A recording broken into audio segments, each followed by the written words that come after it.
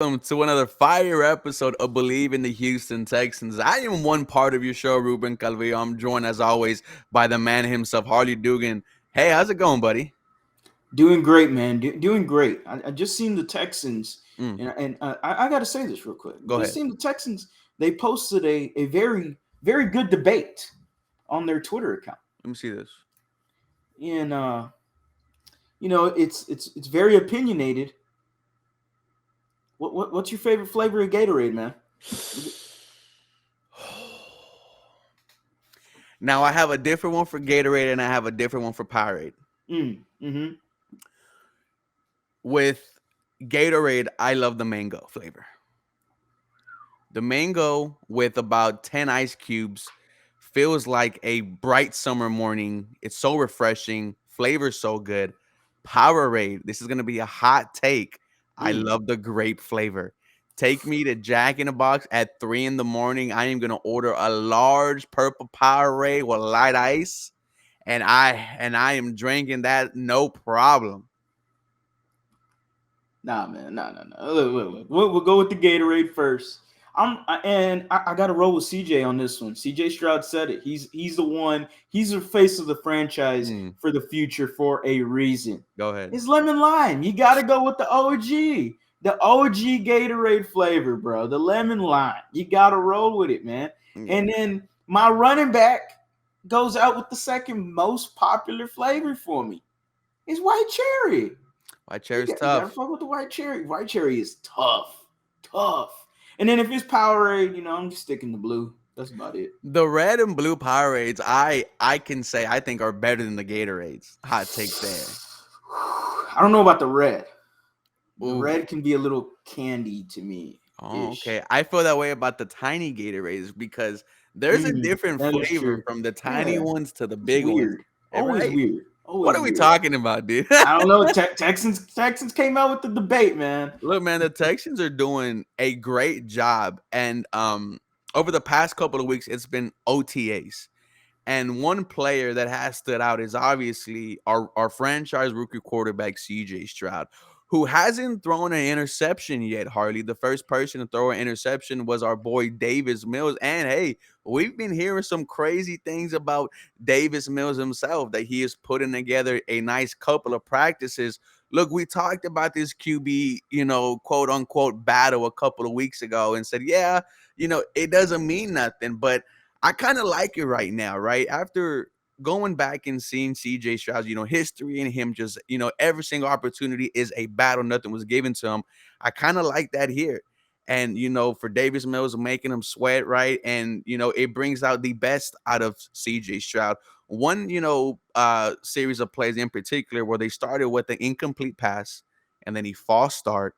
And then we hear that CJ Stroud goes 3 straight passes, one of them being a 42-yard catch and run to Amari Rogers, the other one being a 10-yard touchdown to Alec Backman, right? Going through adversity, a incomplete pass, and then a false start immediately. We've seen that on Sundays from this Houston Texans team, right? Those are drive killers. That puts you at 2nd and 15. But to CJ Stroud to overcome that, you love what you're hearing from your franchise quarterback. And then you love hearing that Davis Mills, right? Davis Mills might be the only person who believes in himself right now, but you like to hear that he's doing good as well. Yeah, there's no problem with that. I know there's a lot of fans that just want to continue to throw this crap at Davis Mm-hmm. Mills. And look, I need him. I need him as my backup quarterback. Like, and there's no offense to Case Keenum either, but Davis Mills on a rookie quarterback is considerably cheap, and I think is a really good, serviceable backup quarterback for the NFL for many years to come. That's what I think he's going to be. Mm-hmm. He's just another Mike Glennon. Nothing wrong with it. Mike Nope. Glennon got paid some money.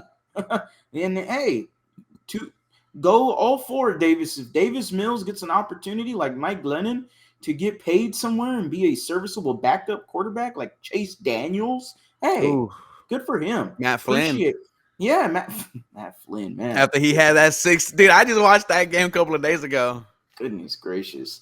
Matt Flynn, that guy got paid to go to the Seahawks to be a starting quarterback, lost the job immediately to Russell Wilson. And he was not mad at all. No, he wasn't. He getting paid money. There ain't nothing wrong with it. So that's why I'm happy for Davis Mills. I'm glad he's performing good. I'm glad there's a competitiveness to him. I'm glad he just didn't flounder, like he just didn't belly flop and that's it, like no, like he's actually competing. He actually believes in himself. As you said, maybe the only person that believes in himself. Obviously, we all want CJ Stroud. That just is going to happen around being the number 2 pick overall and, the first quarterback since, with actual some credential compared to Davis Mills.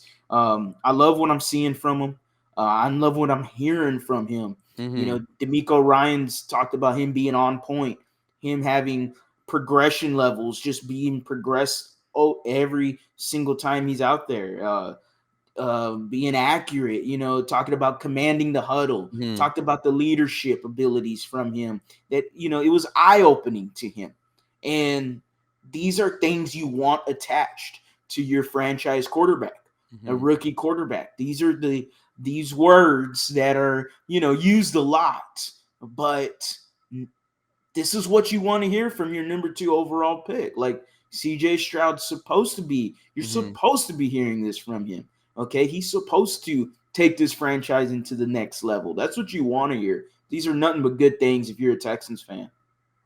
Yeah, no, nothing but good things. And another player that we have been hearing good things about, and we've talked about him before, Nico Collins. It seems like every open OTA practice to the media, and like once again, Texans are being very stingy on who could see them practice or not.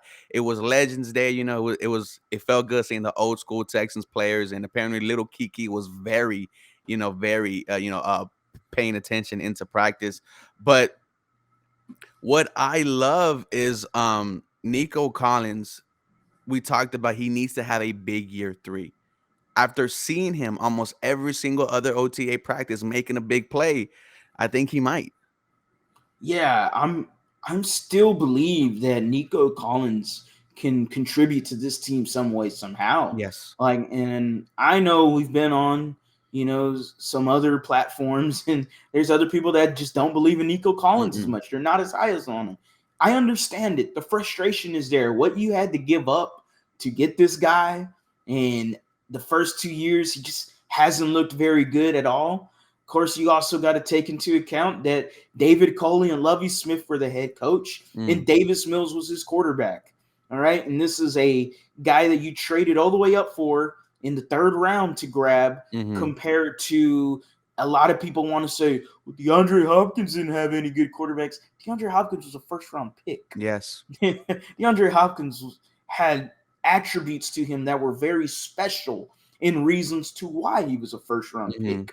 Nico Collins is a 3rd-round pick. This is apples to oranges. You can't compare the situations to each other. So we just hope that we continue to see a lot of this progression is what I feel like is being implied here from Nico Collins. He's a big body guy. He runs like a deer. There's not any receiver on this roster that has the abilities Nico Collins has. Now it's all about putting it together. Great work ethic. We saw it last year. And working with CJ Stroud, getting comfortable with him. And man, if I could see more of those rainbow passes from CJ Stroud to Nico Collins, 30+ yards on Jacoby Francis, yeah, sell me more of that. I'm going to buy every single ounce. And I like that you brought up the 30-yard pass, right? Because we didn't hear this last year from Davis Mills. I went to 2 training camp practices. I'm not sure about you, Harley. I think you went to 1 or 2 also. Just 1. And they did try to throw the deep ball. They definitely did. However, was not, connecting. It was either Davis Mills overshot him, or he threw it out of bounds, or it wasn't accurate. They definitely tried, but they couldn't get it done. So far, we have been hearing that CJ Stroud is pushing the ball down the field, is making plays. Hey, another wide receiver who made a big play deep is, 6th-round pick Xavier Hutchinson, who a lot of fans are loving. I think Xavier Hutchinson needs to put together a couple more big days. I hope to see him as a number 4 to 5 receiver. Like I said, 6th-round pick rookie, but good to hear that he is making plays. Yeah, it is. And there's a lot of fans that are high on him, like you said. There's a lot of fans that think that he could overtake Nico Collins. Yep. And I don't know if I could see it, but I could see why they see that. Again, the frustration levels with Nico Collins, Xavier Hutchinson could be a breath of fresh air for a lot of fans. Another big, solid wide receiver. You got him at a good draft value.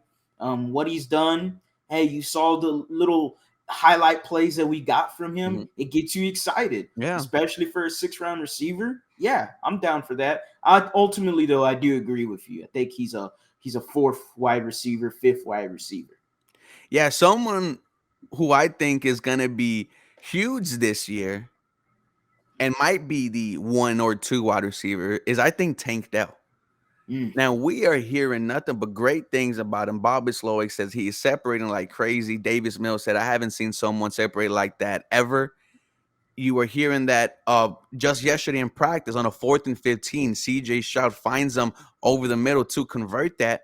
That is big time playmaking. And then you add to the fact that this dude is going to be dominant on special teams. Tank Dell is looking like a potential steal in this draft, right? 3rd round pick. Like, I don't want to hype him up too much, but I am getting excited by what I'm hearing. I haven't heard nothing wrong from this, from this rookie class so far. Yeah, I haven't either. Tank Dell, again, I can go on and on and on about him, just my bias. I've mentioned it many times on this podcast. I've mentioned it many times on my YouTube channel. He screams Deshaun Jackson. Mm. That if that doesn't get you excited as a Texans fan, like what Deshaun Jackson did with the Eagles, a lot of people forget. Like, no, Deshaun Jackson was a legitimate threat, playmaking wise, for the Eagles. If nobody can forget the Monday Night Football game, The Michael Vick's massacre. first game, deep pass, Deshaun Jackson, beautiful. You talk about the Giants game. They shouldn't have punted to him. Mm. They end up doing it anyway. Drops the punt, gets the ball back, and takes it to the house. Game winner. Says bye-bye to them. He's done it his whole career. I believe Tank Dell has a lot of similar qualities to Deshaun Jackson, and I would not be upset if he became exactly like him. I love that comp for Tank Dell. Yeah, no, I think Tank Dell is, doing all the things right. Some people who haven't been at practice, one of them is Steven Nelson. Now, some say this is in regards to a contract. He wants to be a Houston Texan. He wants to, well, he says he does. I think he does want to get a final payday. But do you put any weight into him not being here at OTAs? I could care less. Mm. I mean, I'm for real. Because these are still voluntary. If he's still not showing up for mandatory, even then, like, I'm not putting a lot of, oh man, there goes our secondary. Mm-hmm. Like, I'm not. The secondary, even with Steven Nelson, is weak on the outside corners. Like Desmond King has played at an all-pro level in the slot. Mm-hmm. Continue to play him in the slot. Tavier Thomas plays in the slot and should have been, I don't know if he was a Pro Bowler, but he should have been 2 years ago, I want to say. He was playing at a Pro Bowl level in the slot. Desmond King had to play outside. That's not exactly what you want Desmond King at, though. We all know this. We know Desmond King plays better in the slot. He's mediocre. He's an average outside corner. That's not his strengths. You play guys to their strengths. And then you got some other corners, maybe the Jacoby Francis, who's getting a lot of first-team reps. Who knows what he ends up being? I don't think he's anything. He's a guy that was cut last year from the Texans. Could be just another practice squad / special teams guy at the end of the day. If Steven Nelson is not going to, if he does skip out on mandatory mini camp and then he's ultimately going to start getting fined sooner or later. So that's when he'll come back because he's not making that much money. No. But he wants that payday. I understand it. I get it for him. Sure, go get your payday. I'm always happy for players to get paid. Get your money. I'm not here to pocket watch, but I am a fan of the Texans. And when I see you're skipping out, I'm like, honestly, is he going to make or break my secondary? No. He's 30 years old, I want to say, 30, 29, 30 years old. I know he's dancing around that age. Again, he isn't like someone I would lock up either just because he's not the future of these cornerbacks. If it's a 1-year extension, cool. I have no problem with it. But if he's looking at a 3-year deal, which I'm presumably saying that he might be looking at a 3-year deal minimum, I mean, I'm not handing that to him. I'm not handing a cornerback at the age of 30, 31 a 3-year deal. That's just not going to happen unless he's Pro Bowl, all pro corner. He's not. So it is what it is. Yeah, no, absolutely not. I'm not worried about this at all. I think the secondary, like you said, will be elite with or without him. Someone else on the secondary who has been playing good, and it's been reported that our QBs are not really throwing his way. Number 24, Derek Stingley, has been shut down at practice. You love to hear that. And listen, if you are anywhere bright on the Houston Texans, you know Derek Stingley is going to have a fantastic year too. Dare I say, even all pro type level. Oh, yeah. He's going to be a Pro Bowler. And he's going to dance around the name All Pro. And I'll drop the hot take, damn it. He'll be an All Pro corner. Hell yeah. That's the hot take. He'll be an All Pro corner. I think he is just he's gotten bigger. We all seen it. He looks jacked. He's been in the weight room. Okay, so we've all seen it as Texans fans. Mm-hmm. We've seen that this guy has definitely been working on his craft this offseason. He's worked to get bigger. He looks better. He looks fluid. He looks the exact same as last year, but bigger. That is what you want to hear. You've heard other guys that have been at camp that have said he is not slower. He is just as fast as last year. You know, a lot of times you get a little afraid that guys add weight and they become a little slower, especially at the cornerback level. No, and that just tells you, okay, yeah, Derek Stingley is going to be the real deal. All it is for him is health. And if he stays healthy, he is going to be a badass cornerback and someone that's going to be really, really good in the NFL. A lot of receivers came out his way crediting him. Hey, this is going to be a great year for Derek Stingley. And I said it. I got a video that I already edited. I'm going to be posting it later. I think he's the MVP of your defense this coming year. Ooh. Over Will Anderson? Yes. Ooh. Yes. And you could see it, right? Because to me, if I'm Derek Stingley, I have something to prove this year.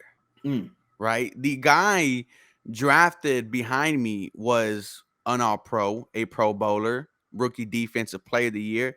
We all know Derek Stingley is the better cornerback than Sauce Gardner. I think he himself knows that, and I think he is going to absolutely put on a show. And one of the things I like about, this secondary, this defense is when I look at who's in charge, when I see D'Amico Ryans jumping up and down, screaming, laughing, laughing out loud, and apparently they're playing NBA YoungBoy. These Houston Texans are different, man. What is going on? I love it. It seems like D'Amico Ryans is involved everywhere. Love to see it.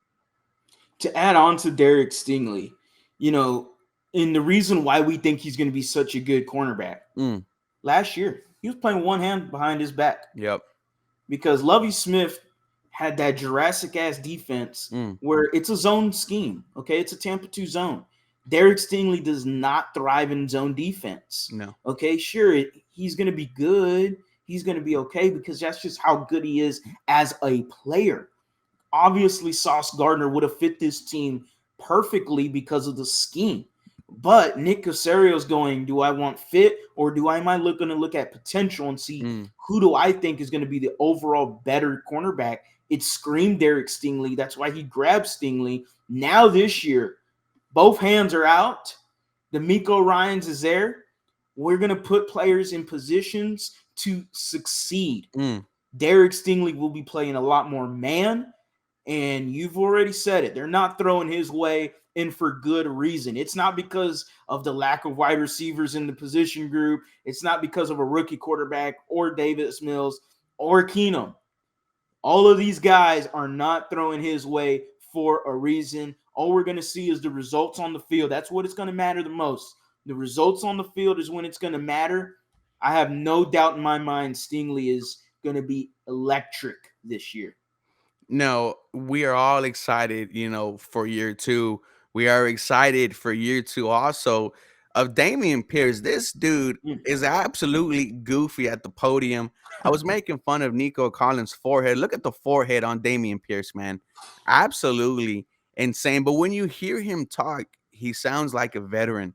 When they asked him about his expectations, he said more yards, more touchdowns. I am predicting a 1,200-yard, 10 Mm, plus touchdown mm. season from Dameon Pierce. You said Derek Stingley will be the MVP of the defense. Well, I think for the offense, it is going to be Dameon Pierce. And I think, yes, we are kind of forgetting about him because it is CJ Stroud, Tank Dell. We are excited to see also Dalton Schultz. But let's not forget, behind a bad offensive line, Dameon Pierce at one point was the leading candidate for Rookie of the Year until he got injured. And I think that Dameon Pierce is going to absolutely put on the show. Yeah, fully agree with you again. I think Dameon Pierce is your offensive MVP this year. I said right around the same range. I said 1,100 rush yards, 12 Mm, touchdowns. Him and Devin Singletary, I think they're a great hand-to-hand combo, guys. They're going to work together just fine. DP, he's that big country, strong man. And what I really loved when, you mentioned him at the podium, some of the quotes you were grabbing, the one I liked was he wanted to be more of a leader. mm, And that, I mean, this was a second-year player. Dalton Schultz is like, man, dude, this guy runs hard. Like, yeah. what are you running to? And like he sounded like a veteran, like you said. Dameon Pierce is up for a big year, and to even attribute that more, like you got to look at this offense. Yes, we're high on CJ Stroud. We're smoking high on Tank Dell. We're excited to see some finally some NFL passing. Okay. Mm. We saw XFL passing last year with Pep Hamilton. We're done with that. We're done with that. Flip the page. All right. 2 years ago, we saw some crap called Tim Kelly. All right. Burnt toast is what I called him. And he's now there in Tennessee and Nashville. Congratulations to that. I wish him the best. I'll say that. But at the end of the day, the Houston Texans are finally back with an NFL offense. Mm. And what is this going to do? You got a Shanahan Kubiak scheme. What do we know? What do we know about Shanahan Kubiak's scheme? They love to run the damn ball. The They zone run, always, which sets up the always what, Harley? play action pass, the bootlegs. Yes. That's what it's going to set up. And CJ Stroud's going to have a field day. And sure, we might not see all of it his rookie year, but we're going to see it years to come. And it's going to get better and better and better. The run game is something a lot of Texans fans have been forgetting, and I understand it. You get wrapped up into everything else that is with this offense. But Bobby Slowick, at his core, is a Kyle Shanahan guy. Mm-hmm. And Kyle Shanahan loves to pound that ball just like Kubiak did, just like Mike Shanahan did. Run the ball. That's the key to success. It leads up to everything. Absolutely. Now, you mentioned Tennessee earlier. They were in some headlines today. Apparently, the first official visit for DeAndre Hopkins. How do you feel about DeAndre going to Tennessee meeting? I really don't hope it is like when Andre went to the Colts. It's very interesting to see what's going to happen with D Hop. Yeah, that was a little bit of a shocker to me, actually. I didn't Mm-hmm. expect that. I didn't expect Tennessee. I'm looking at Tennessee and I'm going, okay, what does DeAndre Hopkins do for that organization? What does he do for Ryan Tannehill? Absolutely nothing. What does he do for Derrick Henry? Nothing. The offensive line is not good for Tennessee. That is the ultimate problem. It's not wide receiver. Sure, they don't have, I can't name a wide receiver right now off the top of my head. I can't. Traylon Burks. Oh, yeah, there we go. Just because of last year. Other than that, dead silence. I mean, so DeAndre Hopkins, sure, he could help with Traylon Burks. He could help him. He could help that position group. But he doesn't help Ryan Tannehill. Mm. That offensive line is horrible again. And that is the biggest thing with the Tennessee Titans. They have to fix that offensive line. DeAndre Hopkins doesn't change anything. I see them as no threat whatsoever with Hopkins. So I wouldn't mind him signing there. It would be a lot better than, if he doesn't come here, obviously, it would be a lot better than seeing the Browns sign him. That's one team I don't want him to go to because, we got their pick. Yep. And obviously we're going to be hoping and praying on that downfall, man. I'm going to be there for the funeral. Yeah, no, it's very interesting because you hear that he wants to go to a competitor. No one expecting the Tennessee Titans to compete. Could this be a ploy to pull money out of other teams? Could this be a ploy to pull more money out of the Houston Texans? I wouldn't mind DeAndre Hopkins coming back. I think with him coming back, this is potentially a playoff team. You talked about us finally having an NFL passing attack now. Imagine the Shanahan offense with the Mm, DeAndre Hopkins in it. That would be mm, absolutely deadly. But it's mm. going to be very interesting to see what happens with D Hop. What are your chances you think the Houston Texans go out and get him? Because literally 4 days ago, it looked like it was going to be, hey, he is going to come home, and that was going to be the exclamation point of this offseason. Yeah, you had Ian Rappaport come out and said that the Texans have not had any official Mm, visit with DeAndre Hopkins.